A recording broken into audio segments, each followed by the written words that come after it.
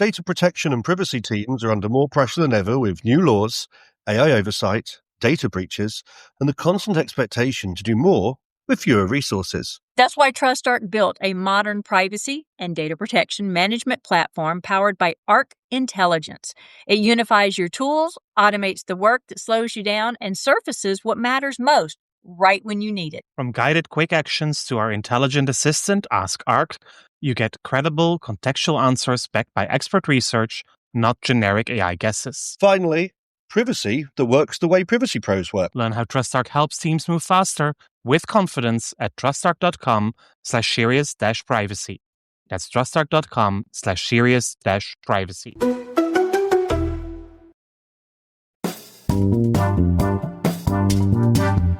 This is Serious Privacy by TrustArc.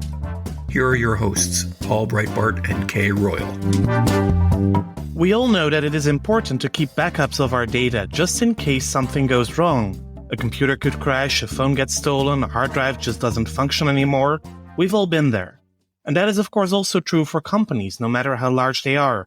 But how important are backups actually when all we seem to do is work in the cloud? Isn't having a decent backup just an automatic feature instead of something that you should worry about? Our guest today is W. Curtis Preston, Chief Technical Evangelist at Druva, an expert in backup and recovery systems, and believe it or not, he has been working in this field since 1993. I'm sure we'll all have a lot of questions to him regarding his work on backups, but also how this all relates to data protection issues like the right to deletion. My name is Paul Breitbart. And I'm Kay Royal, and welcome to Serious Privacy. So yes, we're absolutely delighted to have W. Curtis Preston with us here today. And Curtis, one of the things in our pre-podcast prep that I didn't tell you about is we start with an unexpected question. Great. I'll give you an unexpected answer. How's that? Hey, we like that. We like it. We have people who are fans of the podcast that come on. They're like, all right, Kay, bring on the unexpected question. And then they're like, ooh, I wasn't prepared for that one. So here we go. Today's question is, are you country or rock and roll or hip hop or emo or folk or punk or German Rammstein or however that's pronounced or whatever? It's qualified as rock and roll. What are you? I'm going to have to say rock and roll. 80s rock and roll, current rock? 70s and 80s rock and roll, for sure. Okay. My band growing up was Styx, and I still think they're an underappreciated band. But my favorite album of all time is still Pink Floyd's The Wall. Oh, yeah. Yeah. Not a bad choice. I can listen to it. I can listen to it from beginning to end many, many times. Love it. Love it. Paul? I'm probably a lot of the above. I'm not too much into hip-hop and R&B, but for the rest, my musical taste is pretty broad. But for the sake of making a choice, I probably would also go with rock and roll, but then more 80s and 90s. What's your favorite band then? Well, certainly from a live perspective, Arcade Fire, Muse, The Killers, groups like that. I've heard of none of them. I feel really old. Well, I'm going to be a lot like y'all. I would go with Southern rock. So Leonard Skinner, Molly. That's where I was headed, was Skinner. And my husband is definitely screaming guitars rock. And he stole my Skinner album. I was like, dude. Freebird. That's Southern. Give it back. Well, given that he's still your husband, the album is in the same house, right? I mean, exactly. It's still here. I still hear it. Now, I will say I have some friends from high school who are in a Southern rock band. It's their band called Stone Senate. And I found out this week that they were playing in Las Vegas. And I have tried my hardest to find someone to go with me on a Wednesday trip tonight to Las Vegas, hear my friends play and come back. I haven't seen them in 30-something years. So it's kind of cool. They're along the Skinnerd line, but a little edgier, a little deeper. So I love it. All right, let's jump right into today's topic. So W. Curtis Preston, I looked you up online as we decided to have you on here, and I saw things that said you are known as Mr. Backup. That is the case. Yes, if you Google that, tell us more. So I started, I don't know, I think it sort of became as a default, right? When I started my career back in 93, backup was the job I could get, right? That is what happens with so many environments. We give backups to the new guy, right? And I got it because a guy by the name of Ron Rodriguez didn't want the job. And that, thanks, Ron. He lost out. Yeah. Thanks, and Ron. he went on to become a real sysadmin, right? And so I went from being the backup guy to being the guy in charge of the backup people. And then I left there about 2.5 years later to go into consult, but again, to be a real sysadmin. I wanted to get out of backups, but I ended up at the headquarters of Amoco. Do you remember Amoco? Oh my gosh. And and their backups were broken. That wasn't why I was there, but their backups were broken. I couldn't help myself. And next thing you know, I'd written an article, then I'd written a book. And so now, I built an entire career basically out of helping people design and redesign their backup system. Okay. There is so much there I want to dive into. And I know Paul is sitting there going, "Ooh, let's ask about this." But I'm going to ask, okay, don't let me forget to ask about your book, because we want to give you some airtime there if it's still for sale or modern, or if it's 50 years old, then we don't have to talk about it. There are 4 books I read.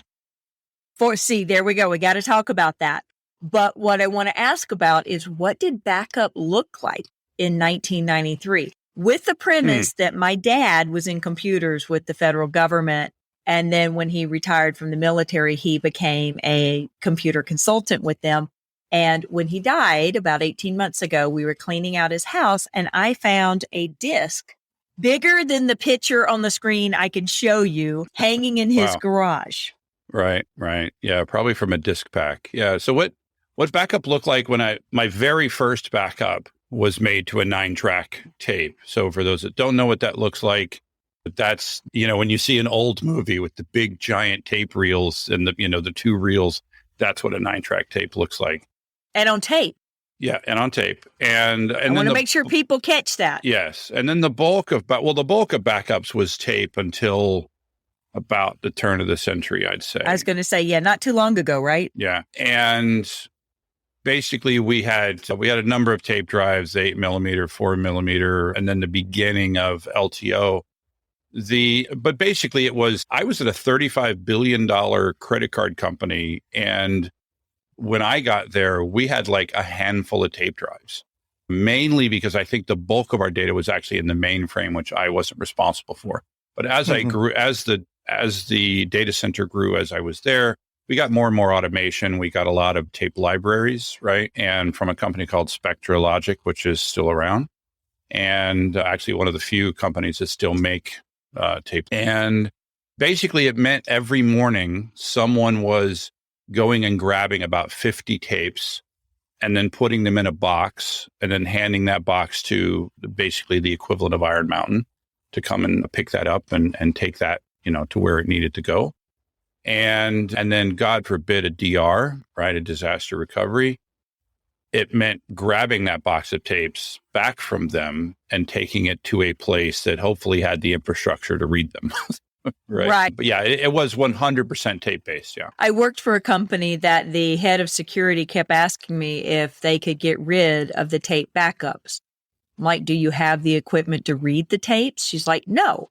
I'm like, "Then get rid of them." She said, "Well, I'm going to need a legal authorization that I can get rid of them." I'm like, okay, 2 things. 1, I need to make sure everything that is required to be retained permanently from a publicly traded company is accessible. If we can confirm that information is accessible, which it should be, duh. Otherwise, you could drop a match in the room and I don't care. But because she could never get anyone to confirm that the permanent data was accessible, she kept wanting me to say she could go get rid of the tape backups. I'm like, if it burned down, I don't care. Yeah. I mean, a lot of people many environments make the mistake of keeping their data, their backups, for far too long. Right. Backups should be kept for about a year. Okay. Anything longer than that should be an archive system. And that is a completely different methodology. It's a completely different set of software, same hardware, basically, but it's a completely different software field. And, a lot of people, and so they get themselves into this problem. It's like, well, I have backup tapes from 10 years ago, so I can't I can't get rid of my backup software, right? I can't move on to the next latest, greatest thing because I'm married to this thing from the past, right? And the real problem is that backups just aren't made to do the thing that you want to do from 5 years ago. 5 years ago, you want this database record, you want this image, you want this one file or all the files around this given topic, right? There was this thing that happened 7 years ago and we want all the files, or emails or whatever that have to do with that thing. A backup system doesn't know how to do that. Right. So what is the main purpose of a backup? Well, a backup, it's going to sound silly, but it's to restore, right? It is to restore the server or the file system or your computer to the way it looked yesterday, maybe the way it looked last month, but it's not to bring back a collection of data that is related by subject, right? That's what an archive system is for. That's the opposite of archive is retrieve. Right? You retrieve all the emails that Paul sent to Janet 3 years ago. Sorry, Paul, I'm going to accuse you of doing something poorly. Fine. Right? By the way, I didn't do it. Janet accused you. And Janet so we want to see, we want to see all the emails that Paul sent to Janet 3 years ago. That is a backup system has no idea how to do that. Right? That's what an archive system is for. I think that's already an important lesson for a lot of companies to learn. Yeah, absolutely. Yeah, it is. Backup is for business restoration. Correct. And an archive is for long-term storage and for retrieving things in a manner different. When you go to do a restore, you need like three things. You need the name of the server or the application, that if it's a SaaS application, you need that. And you need to know the subset that you're restoring. Is it a database? Is it a file system? And then you need the name of a file or a record. And you don't have any of those things when you go to do a retrieve, right? 7 years ago, I don't know what the name of the Exchange server was.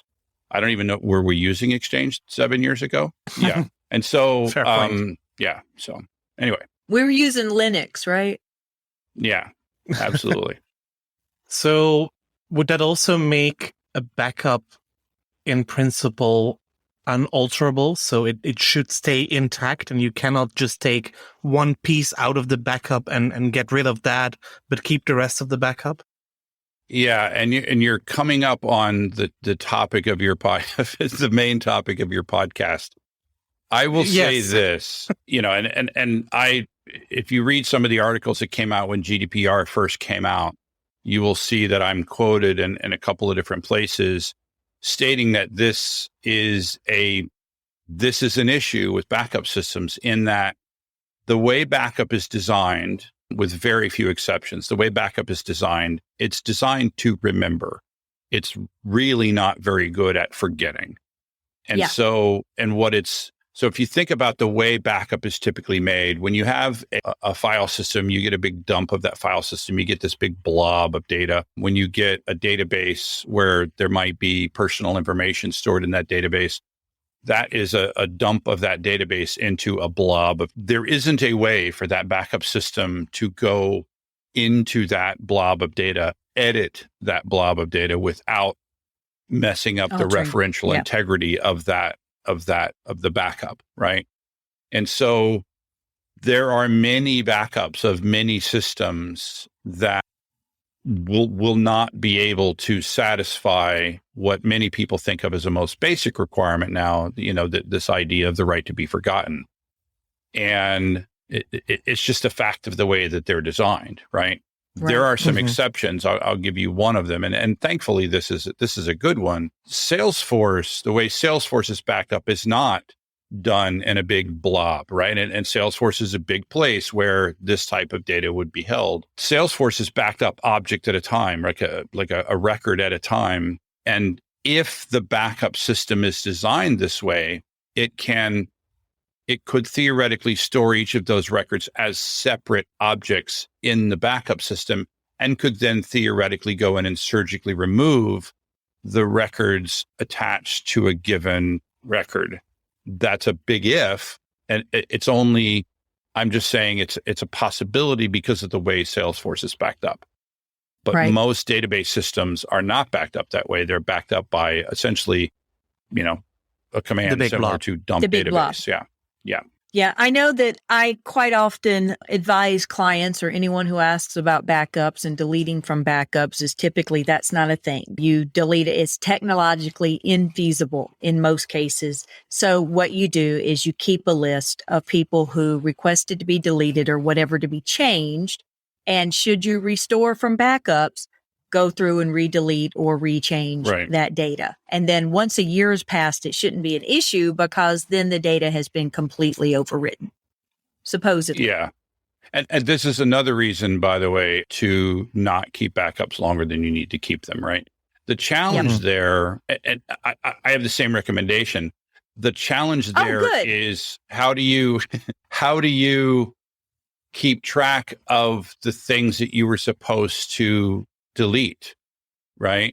Because you were supposed to delete them, right? That's the only difficulty that people have. They're like, well, you told me to delete them, so I deleted them, and now I'm supposed to delete them if I restore them. Well, how do I know what it is I'm supposed to delete?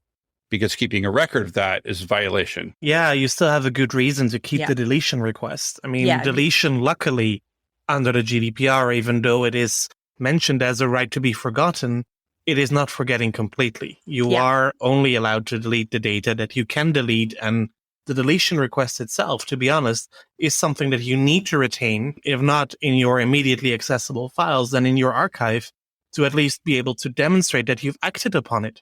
Well, that, and if someone ever comes with a legal request, you can say, well, I don't have that data because it was requested to be deleted. The question is whether or not you would retain enough data to be able to validly redelete. Like you can say, I have, again, Steve Smith.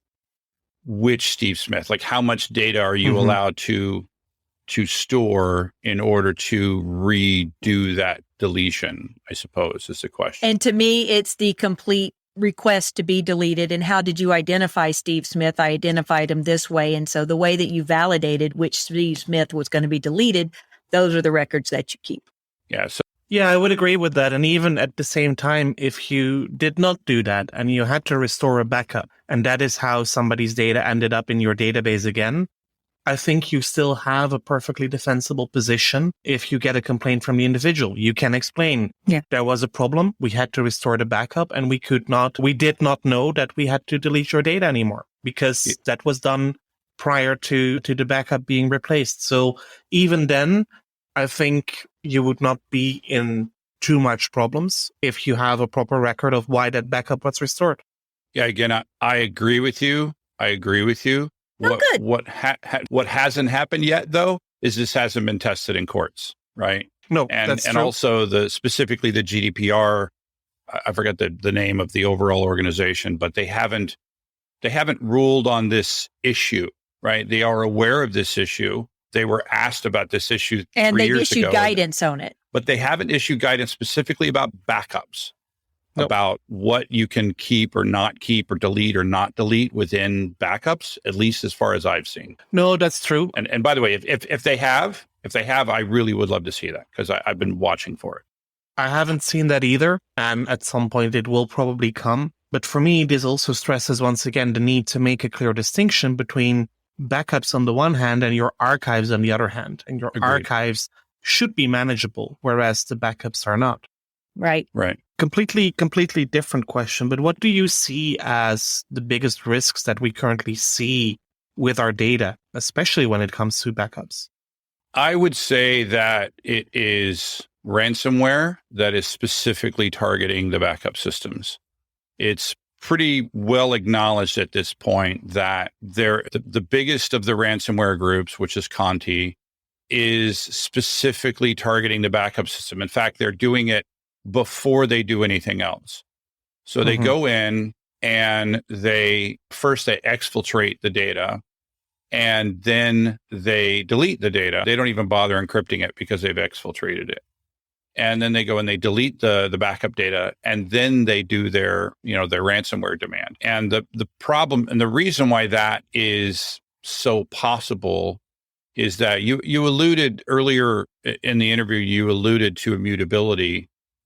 And immutability is extremely important but a lot of backup systems store their backups, it's 100% not immutable.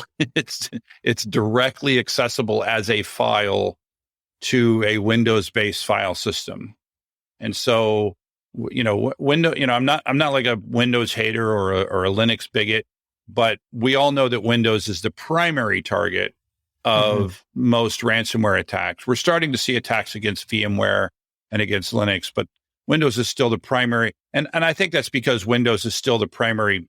It's the computer that's going to be roaming about doing things that get you ransomware, right? Sitting there in a Starbucks, ransomware via that Wi-Fi connection. And then you take it back into the data center, and then the ransomware uses things like SMB and remote desktop protocol, RDP, to directly attack the other things in the system. So Windows backup systems then have a file system with their backups sitting there directly accessible, either to retrieve the data or to directly delete the data. I see that as the number one risk in today's data centers. Cool. And I just wanted to follow up, because when y'all both said you hadn't seen any guidance come out of Europe, maybe you meant from the overall authority, but both the Danish authority and the French authority, those are the first two I found, have addressed the topic of backing up or deleting from backups and how that is technologically infeasible. And you are permitted to not delete from backups as long as you inform the person that you're not able to delete from backup at this point. Well, that's good, because that's what I've advised as well, is right. The most important thing here is transparency, right? Yeah. And most companies don't tell the person that. No, they don't. They don't.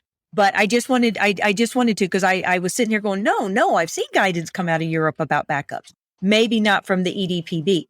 I didn't look that up. But yeah, so the DPAs recognize this, and we all know France is like a rabid dog. They jump on everything they possibly can to enforce on. Yeah. So that's really good. But yeah, back to that. So, and forgive me, my brain was focused on finding that for a second here. But when we talk about, by the way, I'm glad to hear that, by the way. And I'd love, you offline, you can send me the links to those. Yeah, that's good.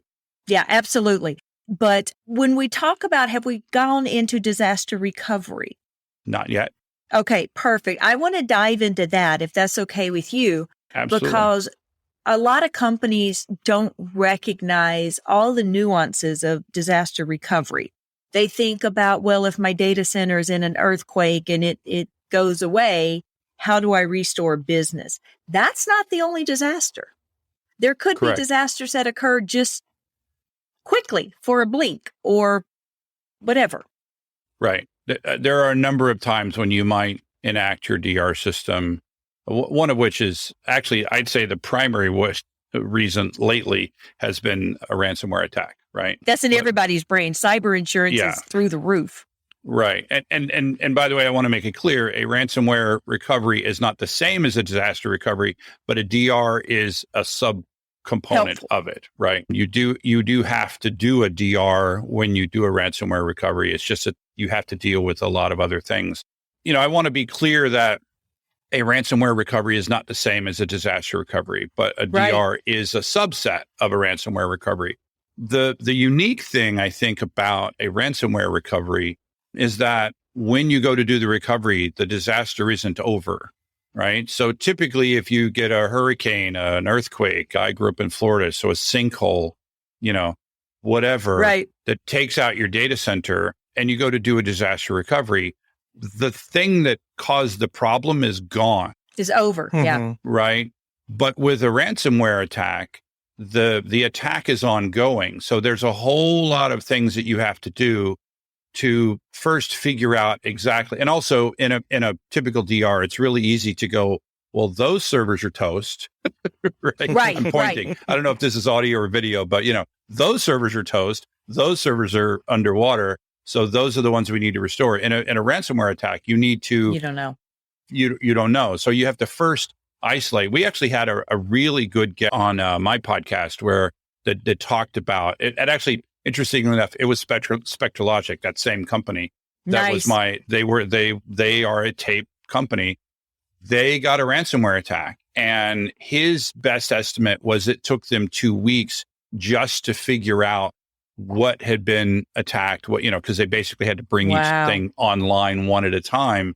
Has this been compromised, et cetera? And then once that is done, then they did the actual DR, right? Right. So, but at its heart, it's still a disaster recovery. But let's make sure people understand what you were saying, because, we have people here that are experts in backup. So when you have a ransomware and you back up a system, that backup could be compromised with the same ransomware virus. So you have to be able to isolate, identify if it's been compromised. And if it has been compromised, you've got a problem because your backups will have the ransomware in it.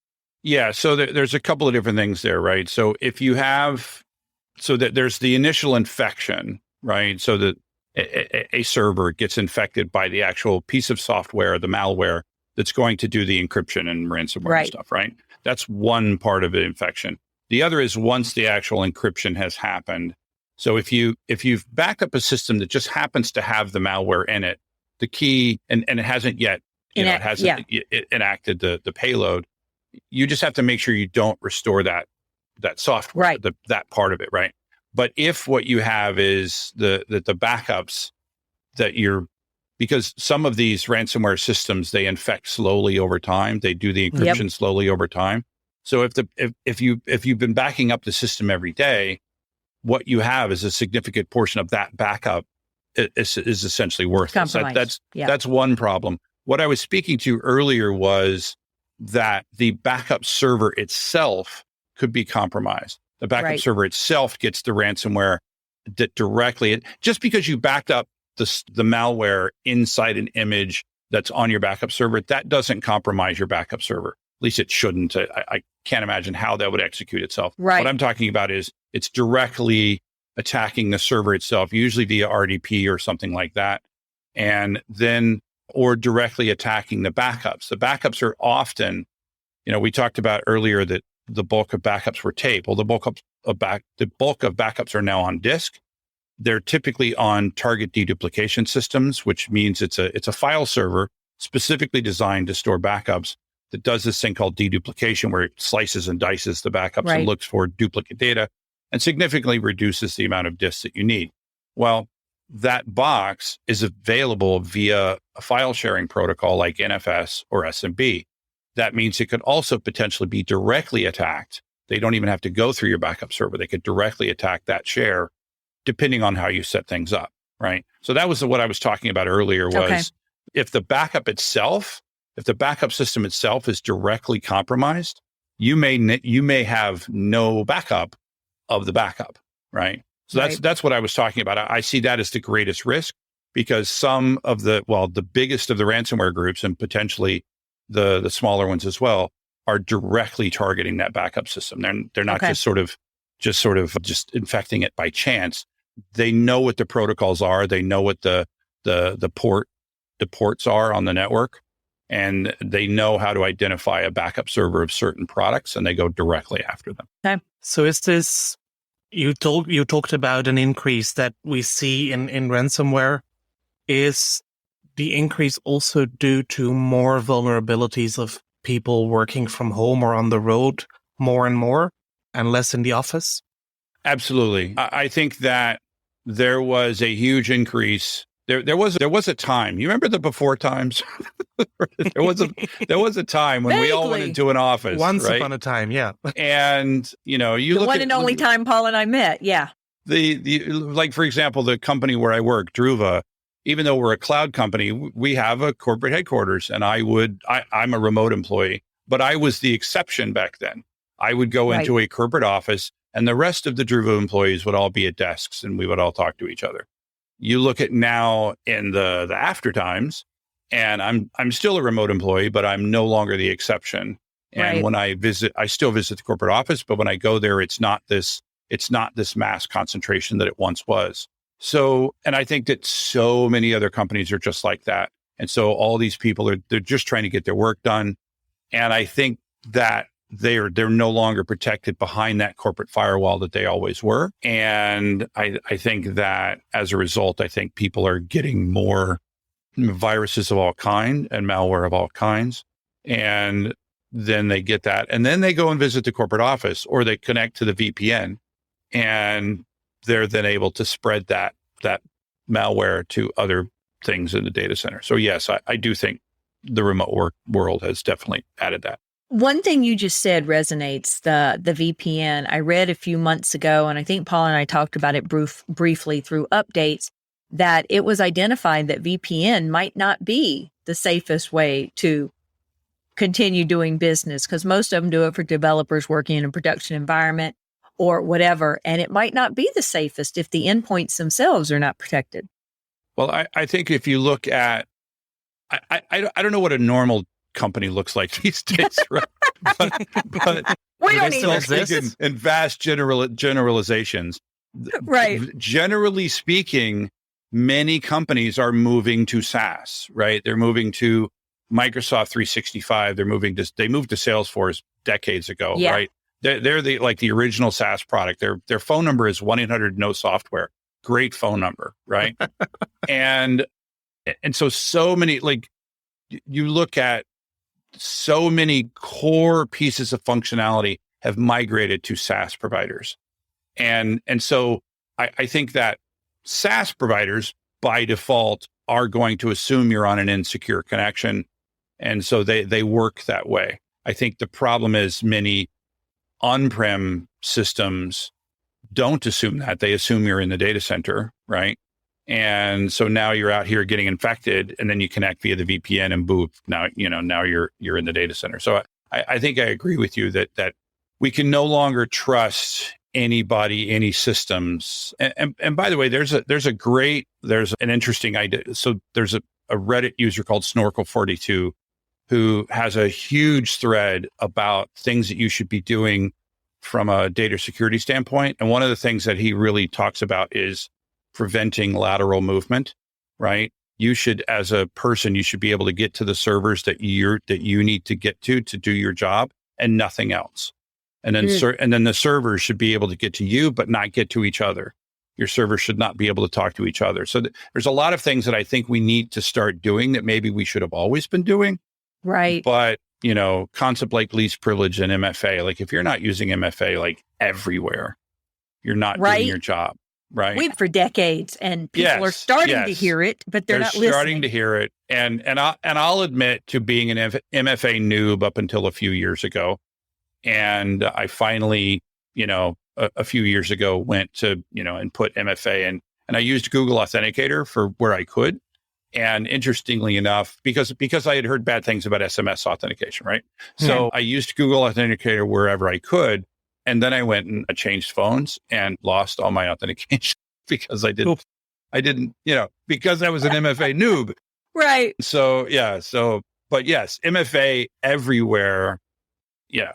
And backup systems, by the way, are also notorious here.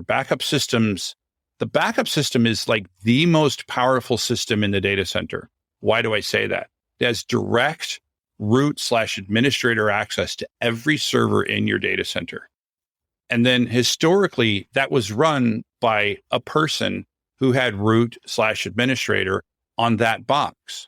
That is wrong, right? That is, but that's the way it was back in the day. And that's still the way it is in many environments. Right. We have to, and now look at we need to enact that concept of least privilege in the backup system, and we need to enact MFA in the backup system.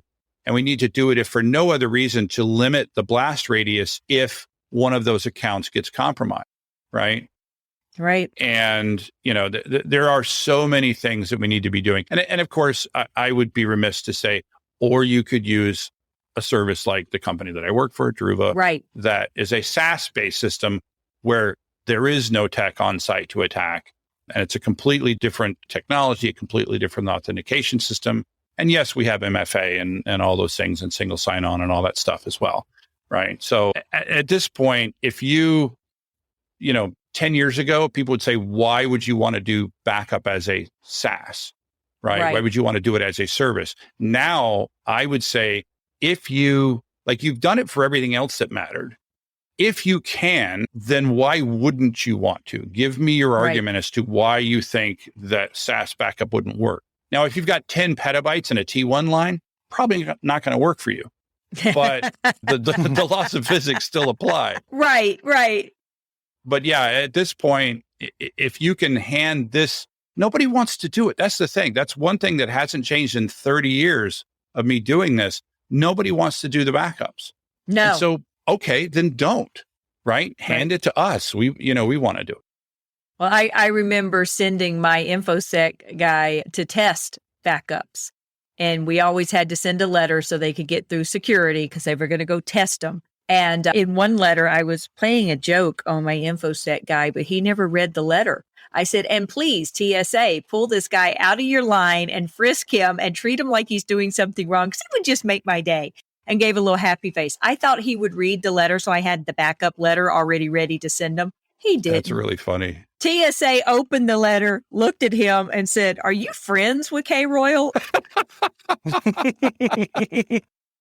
That's funny. I got interviewed by, I don't know, whoever interviews you for my son-in-law getting his latest top secret clearance, and he's a Marine, and they were asking me, and one of the questions that they ask is there anything with him, or does he have any known associates, right, that might want to overthrow the government? And I said, well, you might want to look at his new wife. She looks like trouble. Oh. And the person like paused for a second, right? Because they expect you to just say no. And then there was this long, like pregnant pause. And they go, that's your daughter you're joking about, right? And I go, yes. And then she just busted out laughing. And she said, I want to thank you. No one ever jokes with us. Right? Well, also because typically you are told not to do that because they don't appreciate it. Yeah. So That's it was awesome. a big chance. It was a big risk you took there. It was, but it worked out. It worked out. So we are coming up on time. And we promised to also talk a bit about your books. So before you wrap up, let's do that. And I see your latest book that appeared last year has a fascinating title called Modern Data Protection. Yeah, so it's the book that I kind of always wanted to write. Most of the books that I've written were from the sort of free/open source world, and I've spent so much time in the commercial world of backup that I wanted to write a book about that. And by that I don't just mean the last 4 years that I worked at Druva. I mean even before that I spent most of my time with commercial products. And so what this book is it's trying to explain the entire world of data protection, both from here are all the things that you need to back up, which may seem obvious, but they're not. So one of the things that I spend a lot of my time arguing is that a SaaS service needs to be backed up. So Microsoft 365 is not magic. They didn't change the world of computing. Mistakes still happen. Attacks still happen. You need to back that up to something else, right? So I talk about that. We talk about containers. We talk about all the modern stuff that's happening right now. And then I talk about all of the different places and ways that you can back it up. And then basically end up with some recommendations as to what would make you want to select a particular type of service. And you might think, well, he works for Druva, so he's just going to, recommend SaaS backup. And I do if you are the type of person who wants to have a hands-off backup system. Right. But if what you want is an on-prem system, I make recommendations there as to the types of systems that you might want to use for that. So, so that came out basically about a year ago now and is pretty up to date. And also, it's an O'Reilly book. So I had like 40 technical reviewers. Nice. So to make sure, like their number one job was to make sure that I wasn't putting some sort of, Druva sales book out there. Right. And then, also, I'll just mention my podcast if you don't mind. Oh, we don't mind at all. Please do. Backup Central's Restore It All, so it's about all things backup and archive and information security and privacy as well. So for people who want to know a lot more about all the things that we just scratched the surface of today, we can refer them to your podcast and continue listening there. So Thank you very much, Curtis, for joining us today. And thanks to all our listeners who joining us for another episode of Serious Privacy. If you like our series, please do tell your friends and colleagues about us and rate and review our episodes in your favorite podcast app or on your favorite podcast platform. Should you have any questions or suggestions, please reach out to us via seriousprivacy@trustarc.com or via Twitter at @podcastprivacy. You will find us on LinkedIn. Just look for Serious Privacy. You will find Kay on Twitter as Heart of Privacy and myself as Druva B. Until next week, goodbye. Bye, y'all. That was Serious Privacy.